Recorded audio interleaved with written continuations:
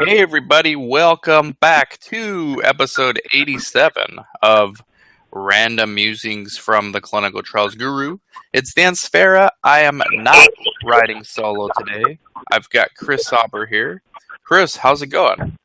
It's going well, Is it? for the most part, other than what we're about to discuss. Why is that not good? It's showing that there's problems at, in this case, our particular site, one of our sites. Yeah, let this be a lesson to all you clinics out there. If you're a business owner, you're never going to have a period where there's no problems. You always have some kind of problems, right? Yeah, you would imagine. So this is all about corrective and preventative action plans, CAPA, CAPA. So we just had to do one recently. Right? This is correct, unfortunately. And yeah, but throughout my career, it's happened a handful of times at different sites. And sure, and you get sponsors that are a little picky, require things. They maybe don't like your process of doing certain thing, and they want it fixed. They want it corrected. But would you say that typically when this plan is necessary, that there's been previous problems, it's kind of like a snowball effect? Hey, we're to a point now, we need this written down, what we're going to do to resolve these problems? Yeah, I agree. If I were the sponsor, I would want exactly the same thing. So, what I'm saying, though, is in your previous experience, is there usually things that are prerequisite to having to write this CAPA? Or have you ever had a sponsor come to you directly and say, hey, I have an issue with this, I need a corrective action plan? Or is it typically a number of things that happen prior to wanting something like this done? It's usually... So it never happens like... I've never done a CAPA where we did it without a sponsor telling us to do it. If that's what you're asking. Although I think the textbook answer is sites should do this even if it's not requested by a sponsor or CRO, if they're noticing issues themselves internally. What I'm asking is, so you've had to do a few corrective action plans, correct? Yes. Okay, and in your experience, has there always been a number of issues? Like the CRA comes out, says, hey, I have this issue, it doesn't get resolved, then there's another problem and another problem, and the sponsor steps in and says, hey, we need a corrective action plan. There's too many issues going on at the site, or have they asked for one after only one issue? No, it's repetitive. It's after a consistent, behavior of the site, or just consistent process that needs to be corrected. So, let that be a lesson learned. If you do not want to have to write one of these corrective action plans, make sure anytime that there's a complaint that it gets resolved immediately, and try to avoid complaints in general. Correct? Correct. Absolutely correct. And I also think that if you're noticing an issue at your site and a sponsor hasn't brought it to your attention, you should still do a corrective and preventative action plan and file it in your own trainings, because I think that's a good showing. Sure, and I would agree, but requested. I would think that maybe you're putting a little too much work in for yourself if you're doing this for every conceivable problem. There's a lot of problems, right? A lot of deviations that are out of the site's control. Right. No, only when the site notices it's something that's consistent and it's a systematic issue that needs to be addressed. Sure. So something that's repetitive. Or something that's just like a flaw in the system. Like, we can build a system and it's not going to be perfect, right? Right. So when you find the flaws, it's your job as a site, as a clinic owner, to correct those things and to put a plan in place. And it would look really good if a site did that without being told to do it. Sure, and maybe that even goes into the employee handbook. Hey, this is how we do this now. Right. Right, and thank you for differentiating between employee handbook and SOP. Right? Because you don't want you don't necessarily want to put everything in your SOP. Correct. But in your employee handbook, all's fair because the FDA is not going to audit that. Correct. Unless they see it, then maybe they will audit it, right? Yeah, and they can have access to anything they can see. Well, at least this is what I've been told. So, bare minimum in whatever room you stick the FDA agent in, auditor. Yep. So, do you have that email in front of you, or let me see if I can pull it up? Oh, you know what? I actually have the plan right in front of me here, the CAPA. Oh, there you go. So, I mean, first of all, well, explain what a CAPA is, and there's like an infinite amount of reasons why you're putting one in place. So ours, may not apply to yours or whoever's listening, right? Like you may have another reason to do a CAPA. I mean, sure. Don't just whatever the issue is. Yeah, don't just take whatever issues we're talking about as okay. Those are the only ones. I mean, there could be a number of issues. Possibilities could be almost infinite. Almost infinite, yeah, like thousands of reasons. Well beyond 1,000 reasons. Millions. Sure. So just explain what that is. Just explain what a CAPA is. Sure. So issues have been found at site level, and typically they're unresolved issues. So in order to facilitate these issues getting more readily resolved, the sponsor wants a plan in place, or the CRO wants a plan in place that will facilitate these problems getting resolved in a timely manner. So in our case, one of them is query resolution. Mm-hmm. They're not happy with how quickly the queries get resolved at our site, at one of our sites. So they want a corrective action plan. How can we better facilitate queries getting resolved in a timely manner? Mm-hmm. Mm-hmm. And they'll give feedback on whether or not they see. I believe they will. This is my first corrective action plan. So is it? Yeah. Okay, this is like my 5th, maybe. Sure. Well, you've been doing this a few years longer than I have. Yeah, and you can tell those. Longer. Those first 4 years, I guess, I had like the majority of them.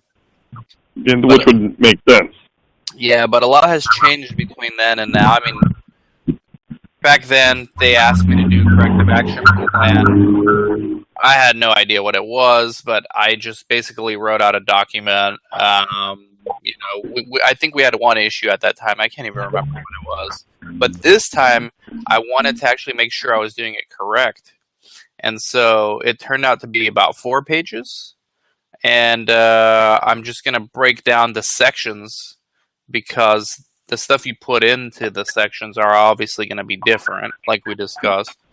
But basically, there's a purpose, then there's identification, and then there's investigation and corrective action plan. All right, so the purpose is to formally identify, investigate, and provide an effective resolution for the various operational inefficiencies identified by the sponsor or CRO or internally, like I said earlier.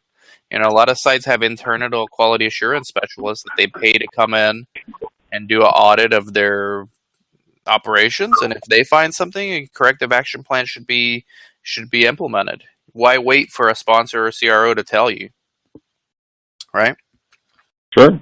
And so purpose, that's the purpose. Identification, you basically list each line by line, each issue. So in our case, there's a lot. I'm not going to read all of them because we want to keep some kind of confidentiality, but it's numerous data entry error, high query rate, concerns regarding PI oversight, differences in EDC and source, multiple mistakes, basically Alcoa issues, training provided by CRA isn't retained, study coordinator with limited research experience.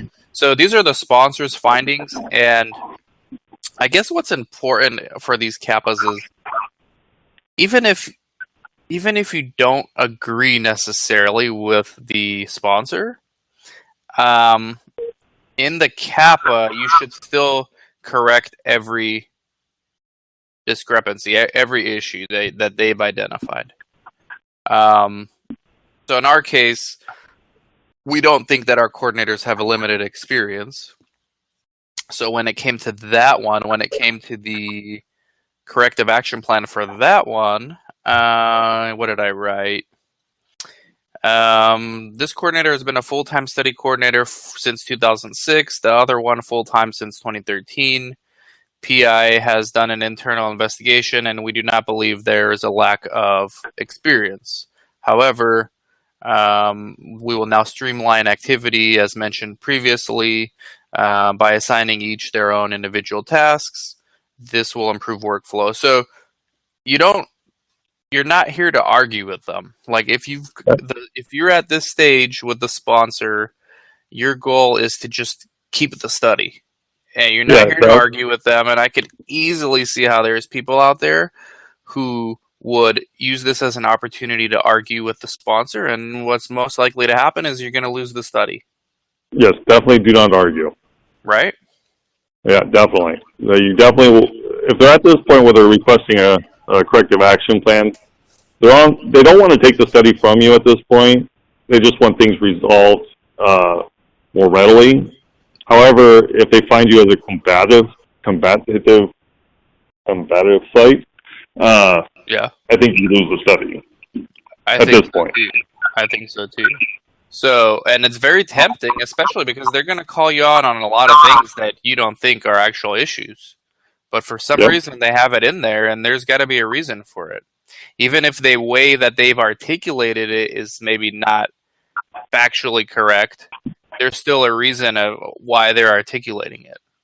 Well, as we discussed, you and I, Dan, I'm of the opinion that what they mean by that item is they want the more senior CRA handling the study, when in fact it was the one with less experience. Though not inexperienced, just less experience.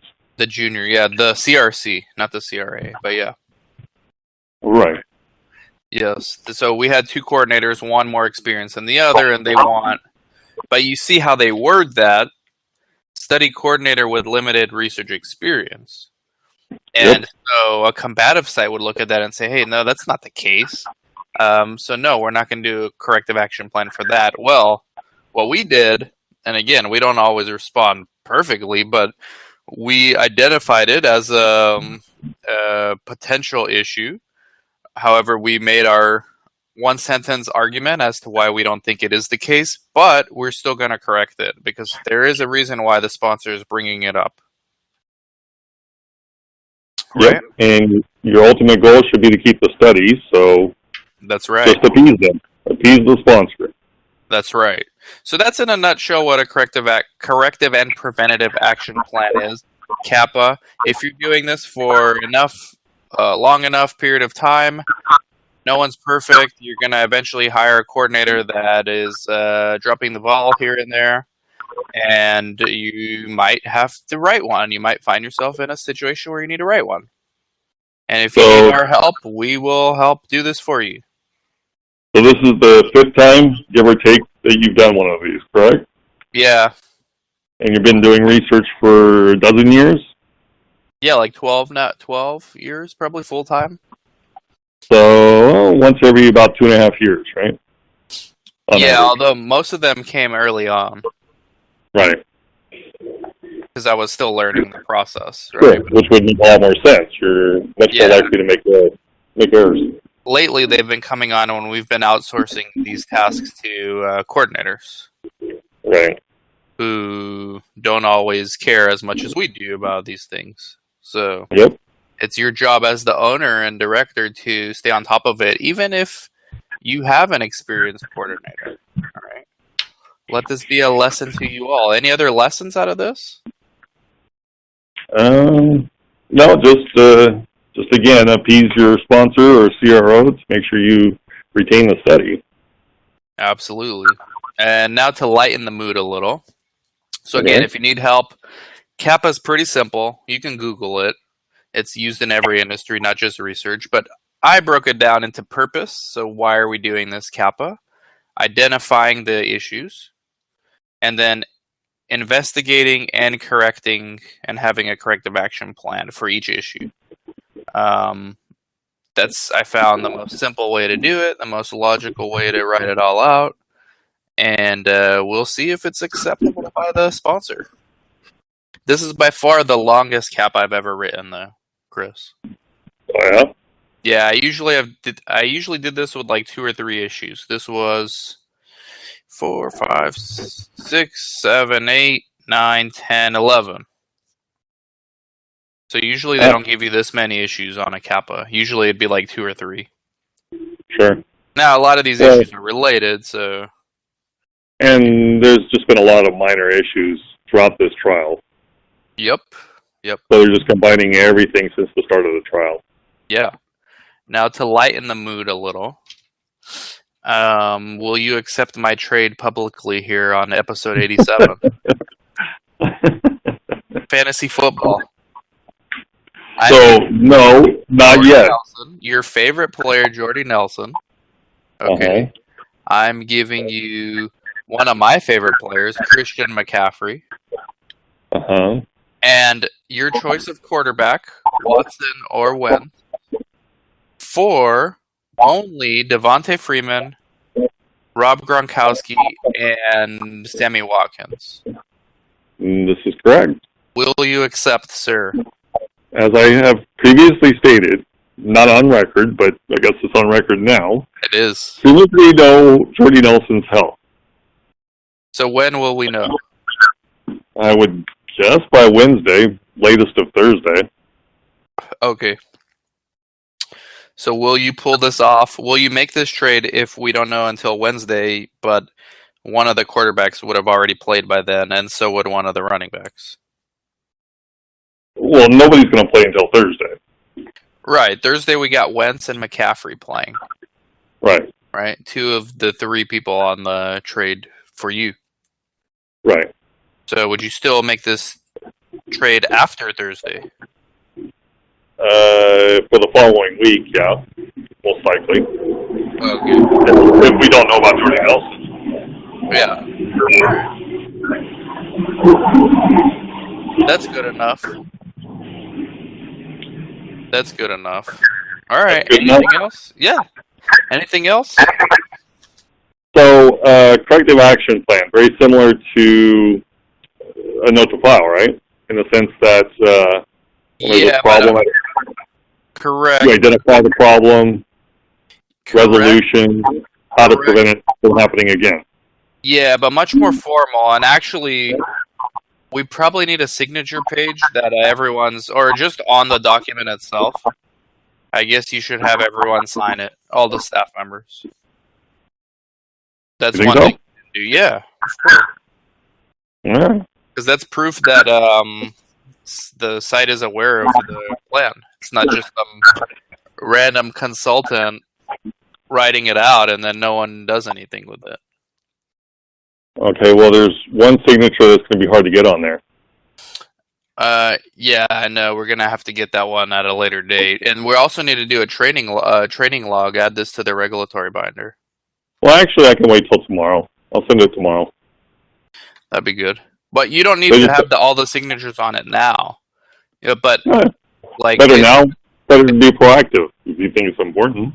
Yeah, it's good to have it like when you file it. It's good to have it signed, and then have the training log. Have the training log done for this CAPA training. Right. Because you got to train your staff on the. So I guess that's a good way to wrap it up. You got to train your staff on your corrective and preventative action plan. Or else it's meaningless, because without training, it means nothing. Right. All right. Well, thank you, everyone, for listening and for watching. And anything else, Chris? No, I think that covers it. All right. We'll talk soon, and thank you, everyone. And we shall catch you all later. Bye-bye. Bye.